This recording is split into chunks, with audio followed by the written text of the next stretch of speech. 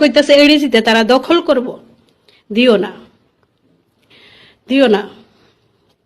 তোমরা এডিসির মানুষের মধ্যে দলমত থাকতেই পারে, দলের মধ্যে মতের বিরোধিতা থাকতেই পারে, কিন্তু তোমরা যে একতার লেগে তোমরা আদিবাসীরা যে বিখ্যাত, ওই একতাটা তোমরা যতটুকু ভাঙ্গেলাইছো 2018-তে, অহন আর ভাঙ্গো না।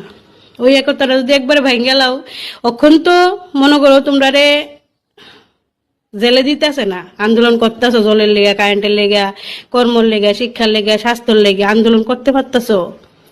কদিন পরে যখন তোমরা 100% জুমলা মাইটিলে দিয়া লাইবা তোমরা এলাকাটা, তখন এই আন্দোলনটাও করতে পারত না, মুখ খুললেই জেলে ঢেলে দিব সোনম ওয়াংচুকের মতো।